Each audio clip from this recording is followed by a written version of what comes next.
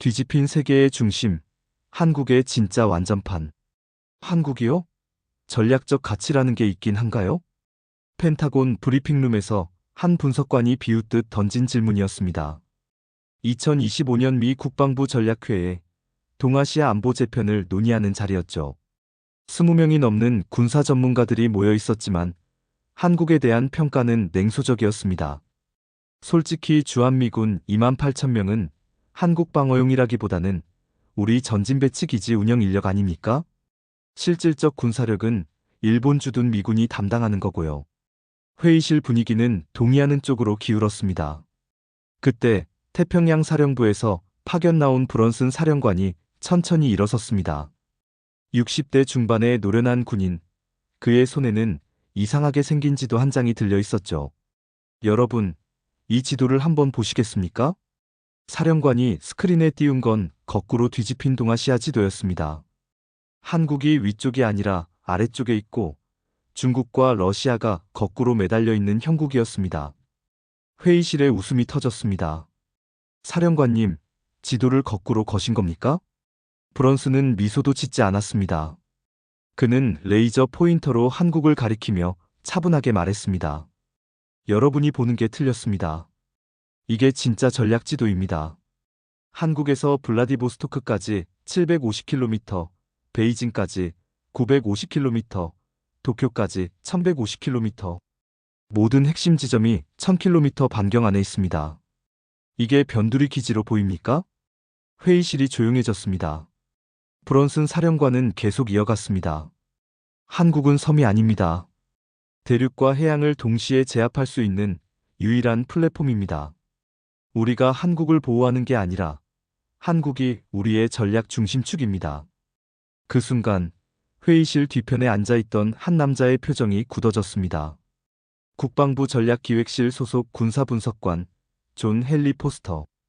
그는 8년간 한반도를 담당해온 베테랑이었지만 지금 브런슨이 보여준 관점은 그가 한 번도 생각해 본 적 없는 것이었습니다.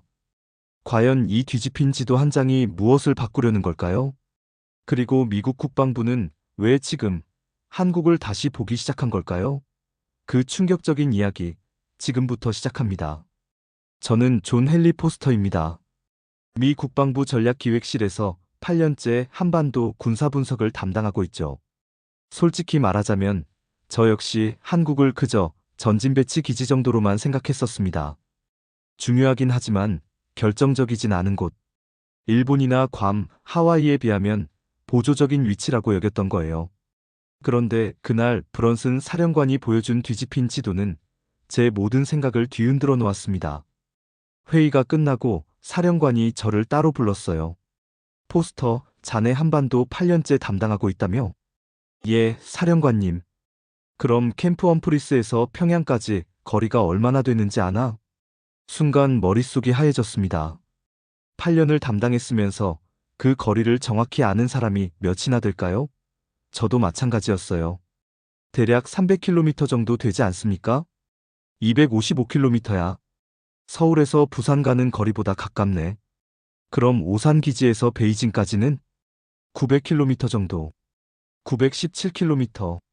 그리고 중요한 건 한국 전역이 모두 이 범위 안에 있다는 거지. 일본은? 일본은 열도라서 분산돼 있어. 오키나와에서 도쿄까지만 해도 1500km가 넘지.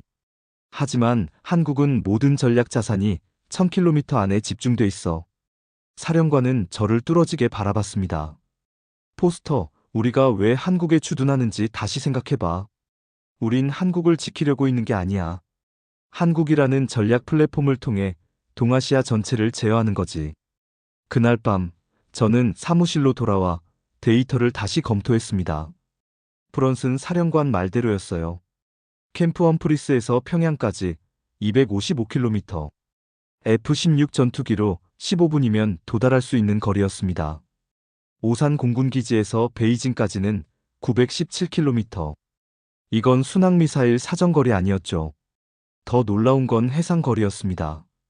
부산에서 일본 후쿠오카까지 220km, 제주도에서 상하이까지 450km, 동해안에서 러시아 블라디보스토크까지 750km. 모든 게 작전 반경 아니었어요. 그리고 저는 깨달았습니다. 한국은 방어 거점이 아니었습니다. 즉각 대응, 억제, 타격이 가능한 공격 플랫폼이었던 거예요. 북한뿐 아니라 중국, 러시아, 심지어 일본까지 모두 한국에서 감시하고 견제할 수 있었습니다. 며칠 뒤, 브런슨 사령관은 또 다른 회의를 소집했습니다. 이번엔 주제가 좀 더 구체적이었어요. 인도 태평양 전략의 핵심 축을 재정립한다는 내용이었죠. 여러분, 미국의 인도 태평양 전략은 삼각구도로 짜여 있습니다. 한국, 일본, 필리핀. 이 세 국가가 중국과 러시아를 견제하는 방파제 역할을 하죠. 스크린에 삼각형이 떴습니다.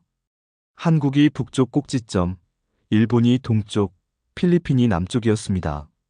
그런데 이 삼각형의 중심은 어디일까요? 누군가 일본이라고 답했습니다.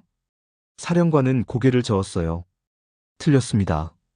일본은 동쪽에 치우쳐 있어요. 필리핀도 남쪽으로 너무 멀고요. 실제 중심축은 한국입니다. 한국에서 일본까지 1150km, 필리핀까지 2500km. 그리고 한국은 대륙과 직접 연결돼 있습니다. 일본과 필리핀은 섬이에요. 한국만이 대륙과 해양을 동시에 통제할 수 있는 거점입니다. 저는 그제야 깨달았습니다. 우리가 지금껏 한국을 잘못 이해하고 있었다는 걸요. 한국은 변두리가 아니라 중심이었던 겁니다. 모든 전략선이 한국으로 향하고 있었어요. 회의 후 제 책상 위엔 새로운 문서가 놓여 있었습니다. 한미 정상회담 관련 자료였죠. 그리고 그 안에 저를 경악하게 만든 내용이 있었습니다. 한국은 국방비를 GDP 대비 3.5%까지 단계적으로 확대하기로 했으며 미국은 이를 환영한다. 3.5%. 한국의 GDP가 약 2조 달러니까 국방비가 600억 달러가 넘는다는 얘기였습니다. 이건 영국, 프랑스 수준이었어요. 아시아에서는 중국, 일본 다음이죠. 더 놀라운 건 이게 미국의 압박이 아니라 한국 스스로의 결정이었다는 점입니다. 브리핑 자료를 읽어보니 한국 정부는 이미 수년 전부터 국방비 증액을 계획해왔더군요. 북한 위협뿐 아니라 지역 안보 기여국이 되겠다는 의지였습니다. 한국은 더 이상 보호받는 국가가 아니라 지역 안보에 기여하는 국가가 되려 합니다. 한국 측 관계자의 이 말이 계속 머릿속을 맴돌았어요. 한국이 변하고 있었습니다. 단순히 미국의 우산 아래 있는 게 아니라 스스로 우산을 펼치려는 거였죠. 그런데 진짜 충격은 11월에 찾아왔습니다. 어느 날 아침 국방장관 비서실에서 긴급 호출이 왔습니다. 기밀 등급 높은 문서를 검토하라는 거였죠. 문서를 열어본 순간 저는 제 눈을 의심했습니다. 한국 핵추진 잠수함 국내 건조 승인 검토안. 미국이 동맹국에게 핵잠수함 기술을 이전한다고요? 역사상 단 한 번도 없었던 일이었습니다. 영국만 예외였는데 영국은 나토 창설 멤버이자 특수관계에 있는 나라니까요. 하지만 한국은? 문서를 읽어내려갔습니다. 핵심 내용은 이랬어요. 미국은 한국이 자체 기술로 핵추진 잠수함을 건조하는 것을 승인하되 농축 우라늄은 미국이 공급한다. 대신 한국은 핵무기 개발을 절대 하지 않으며 국제원자력기구 사찰을 받는다. 저는 곧바로 브런슨 사령관을 찾아갔습니다. 사령관님, 이게 정말입니까? 한국에게 핵잠수함을요? 사령관은 침착하게 고개를 끄덕였습니다. 포스터, 우리에게 선택지가 별로 없네. 중국은 이미 핵잠수함 10여 척을 운용하고 있어. 러시아 태평양 함대도 마찬가지고. 우리 혼자서 동아시아 전체 해역을 감시할 순 없어. 한국이 필요한 거야. 하지만 이건 전례가 없는 결정 아닙니까? 전례가 없다고 해서 안 할 이유는 없지. 오히려 지금이 적기야. 한국은 세계 최고 수준의 조선 기술을 가지고 있어. 핵 추진 기술만 있으면 우리보다 더 좋은 잠수함을 만들 수도 있어. 데이터를 검토하면서 저도 같은 결론에 도달했어요. 한국 조선소들은 세계 최대 규모였습니다. 현대중공업, 대우조선해양, 삼성중공업. 이 세 곳만 해도 전 세계 선박 건조량의 30% 이상을 차지했죠. 특히 잠수함 건조 능력은 이미 검증됐습니다. 한국은 독일 기술을 도입해 디젤 잠수함을 자체 건조해왔고 최근에는 3,000톤급 잠수함까지 만들어냈어요. 여기에 핵추진 기술이 더해지면 어떻게 될까요? 한국이 핵잠수함을 보유하게 되면 동아시아 해양 패권 구도가 완전히 바뀔 겁니다. 동해와 서해, 남해 전역이 한국 해군의 작전 구역이 되죠. 중국 해군도 러시아 태평양 함대도 함부로 움직일 수 없게 됩니다. 더욱 중요한 건 한국의 조선 기술과 핵추진 시스템이 결합되면 세계 최고 수준의 잠수함이 탄생할 수 있다는 점이었습니다. 한국 조선소들은 이미 정밀도와 품질에서 세계 인류였으니까요. 그리고 얼마 뒤 또 다른 문서가 제 책상 위에 놓였습니다. 이번엔 무역 관련 문서였어요. 한미 무역협정 개정안이었죠. 내용을 읽어보니 놀라웠습니다. 미국은 한국산 자동차와 부품에 대한 관세를 15% 인하하고 반도체에 대한 추가 관세는 아예 면제한다는 거였어요. 대신 한국은 미국산 농산물과 에너지 수입을 확대하고요. 이게 단순한 무역협정일까요? 아니었습니다.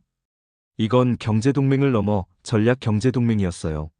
미국은 한국의 첨단 산업을 보호하고 한국은 미국의 에너지와 식량 안보에 기여하는 구조였죠. 특히 반도체 부분이 핵심이었습니다. 삼성과 SK하이닉스는 세계 메모리 반도체 시장의 70% 이상을 장악하고 있어요. 미국 입장에서 한국 반도체 없이는 첨단 무기 체계를 만들 수 없습니다. F-35 전투기도, 이지스 구축함도 전부 한국산 메모리 반도체가 들어가죠. 반대로 한국은 에너지 자원이 부족합니다. 석유도, 천연가스도 거의 전량 수입에 의존하죠. 미국이 셰일가스와 원유를 안정적으로 공급해주면 한국은 에너지 안보 걱정 없이 산업을 키울 수 있어요. 이 모든 걸 종합하면 하나의 큰 그림이 보였습니다. 미국과 한국은 단순한 군사동맹을 넘어 경제와 기술, 에너지까지 통합된 전략 공동체를 만들고 있었던 겁니다. 그리고 12월 결정적인 순간이 찾아왔습니다. 백악관에서 한미 정상 간 공동 기자회견이 열렸어요. 저는 국방부 대표로 참석했습니다. 두 정상이 나란히 서서 발표한 내용은 이랬습니다. 미국과 한국은 민수용 우라늄 농축 및 재처리에 대한 협력을 강화하기로 합의했습니다. 한국은 국제원자력기구의 엄격한 사찰 하에 자체 우라늄 농축 시설을 운영할 수 있으며 이는 순수하게 민수용 원자력 발전을 위한 것입니다. 이 발표가 무엇을 의미하는지 아는 사람은 많지 않았을 겁니다. 하지만 저는 알았어요. 이건 한국이 사실상 핵연료 주기 전체를 독자적으로 운영할 수 있게 됐다는 뜻이었습니다. 한국은 이미 원자력 발전소를 24기나 운영하고 있고 세계 각국에 원전을 수출하고 있어요. 아랍에미리트의 바라카 원전이 대표적이죠. 여기에 자체 농축 능력까지 갖추게 되면 한국은 완전한 원자력 강국이 되는 겁니다. 더 중요한 건 이게 한국의 방산 수출과도 연결된다는 점이었습니다. 한국은 최근 폴란드에 K2 전차와 K9 자주포, FA-50 전투기를 대량 수출했어요. 그 계약 규모가 120억 달러가 넘습니다. 여기에 원자력 기술까지 더해지면 어떻게 될까요? 한국은 무기와 에너지를 패키지로 수출할 수 있게 됩니다. 전차와 전투기를 사면 원전도 함께 지어주는 거죠. 이건 러시아나 중국도 쉽게 따라할 수 없는 모델이에요. 브리핑을 마치고 사무실로 돌아오는 길에 한 국방부 선배가 제게 말했습니다. 포스터, 이제 알겠나? 우리가 뒤집은 건 지도만이 아니야. 세계 질서 자체를 뒤집고 있는 거지. 무슨 말씀이십니까? 20세기엔 미국이 중심이었어. 모든 게 미국에서 시작됐지. 하지만 21세기는 다르네. 중국이 부상하고 러시아가 다시 움직이고 있어. 우리 혼자선 감당할 수 없어. 그래서 우린 새로운 중심을 만들고 있는 거야. 그 중심이 바로 한국이네. 그 말을 듣는 순간 저는 브런슨 사령관이 처음 보여준 뒤집힌 지도를 떠올렸습니다. 그 지도는 단순히 방향을 바꾼 게 아니었어요. 관점 자체를 바꾼 거였습니다. 우리는 지금껏 미국 중심으로 세계를 봤습니다. 워싱턴에서 출발해서 태평양을 건너 한국에 도착하는 시기였죠. 하지만 한국 입장에서 보면 어떨까요? 한국에서 시작해서 사방으로 뻗어나가는 겁니다. 북쪽으론 러시아, 서쪽으론 중국, 동쪽으론 일본, 남쪽으론 동남아시아. 한국은 변두리가 아니라 중심이었습니다. 모든 길이 한국으로 통했고 모든 전략이 한국에서 시작됐어요. 한 달 뒤, 저는 한국을 직접 방문하게 됐습니다. 국방부 실무협의차 서울에 간 거였죠. 평택의 캠프 험프리스를 방문했을 때 저는 또 한 번 충격을 받았습니다. 기지 규모가 상상 이상이었어요. 면적만 1,400만 제곱미터. 이건 여의도 5배가 넘는 크기입니다. 병력 숙소, 병원, 학교, 쇼핑센터까지 전부 갖춰진 하나의 도시였죠. 하지만 놀라운 건 시설이 아니었습니다. 한국군과의 통합작전 시스템이었어요. 미군과 한국군은 같은 네트워크를 쓰고 같은 정보를 공유하고 같은 작전 계획을 세웁니다. 이건 나토에서도 보기 드문 수준의 통합이에요. 한국군 장성 한 분이 제게 말했습니다. 우리는 미군을 손님이라고 생각하지 않습니다. 함께 싸우는 전우죠. 유사시엔 한미연합사령부가 작동하고 우리 군 전체가 하나의 지휘체계 아래 움직입니다. 그 말을 듣는 순간 저는 깨달았습니다. 한국과 미국의 동맹은 단순한 조약이 아니었어요. 70년 넘게 함께 싸우고 함께 훈련하고 함께 발전해온 혈맹이었습니다. 서울 시내를 걷다가 우연히 전쟁기념관에 들렀습니다. 그곳에서 한국전쟁 전시관을 보면서 많은 생각이 들었어요. 불과 70여 년 전 한국은 폐허였습니다. 미국의 원조를 받아야 간신히 먹고 살 수 있는 나라였죠. 그런데 지금은 어떻습니까? 한국은 세계 10위권 경제대국이고 첨단 기술 강국이며 방산 수출 강국입니다. 그리고 이제 핵잠수함까지 보유하게 되면 명실상부한 군사 강국이 되는 겁니다. 더 놀라운 건 한국이 이 모든 걸 조용히 해냈다는 점입니다. 소란스럽지 않았어요. 큰 소리 치지도 않았습니다. 하지만 묵묵히 자기 길을 가고 있었습니다. 회의를 마치고 돌아오는 비행기 안에서 저는 보고서를 작성하기 시작했습니다. 제목은 이렇게 붙였어요. 한국 동아시아 안보 구조의 새로운 중심축. 보고서 첫 문단에 저는 이렇게 썼습니다. 한국은 미국의 전진 기지가 아니라 동아시아 안보 구조의 중심축입니다. 한국 없이 미국의 인도태평양 전략은 작동할 수 없으며 한국의 군사적, 경제적, 기술적 역량 강화는 미국의 국익에 직결됩니다. 따라서 우리는 한국을 단순한 동맹국이 아니라 전략적 공동 운명체로 인정하고 지원해야 합니다. 보고서를 제출한 뒤 국방장관실에서 연락이 왔습니다. 장관이 직접 보고서를 읽고 높이 평가했다는 거였어요. 그리고 제게 새로운 임무를 줬습니다. 한미전략 통합 태스크포스의 실무 책임자로 임명한다는 거였죠. 이 일을 하면서 저는 점점 더 많은 걸 배웠습니다. 한국이 얼마나 전략적으로 사고하는지, 얼마나 장기적으로 계획하는지, 그리고 얼마나 확실하게 실행하는지요. 어느 날 한국 국방부 관계자와 대화하다가 인상 깊은 말을 들었습니다. 우리는 미국을 믿습니다.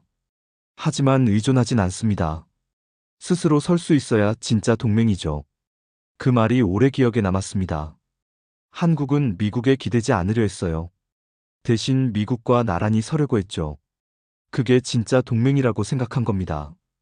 그리고 저 역시 그 생각에 동의했습니다. 미국이 한국을 보호하는 게 아니라 한국과 미국이 함께 세계를 지키는 거예요.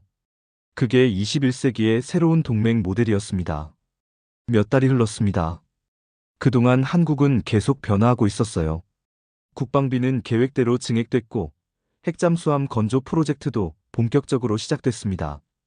한국조선소에서는 이미 설계 작업이 진행 중이었죠. 그리고 저는 워싱턴으로 돌아와 최종 보고를 준비하고 있었습니다. 1년간의 한국 관련 프로젝트를 마무리하는 자리였어요. 브런슨 사령관이 회의실에 들어왔습니다. 그의 손엔 여전히 그 뒤집힌 지도가 들려 있었어요.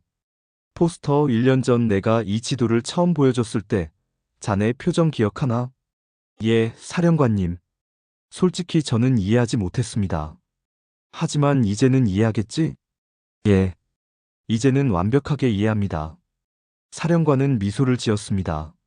한국은 더 이상 변두리가 아니야. 한국은 중심이네. 세계가 한국을 중심으로 돌아가고 있어. 중국도, 러시아도, 일본도 모두 한국의 움직임을 주시하고 있지. 그날 밤, 저는 한국에 편지를 쓰기 시작했습니다. 공식 보고서가 아니라 제 개인적인 소회를 담은 편지였어요. 친애하는 한국의 친구들에게. 저는 존 헨리 포스터입니다. 미 국방부에서 8년간 여러분의 나라를 담당해온 분석관이죠. 오늘은 공식적인 문서가 아니라 개인적인 편지를 쓰고 싶었습니다. 솔직히 고백하자면 저는 한국을 과소평가했습니다.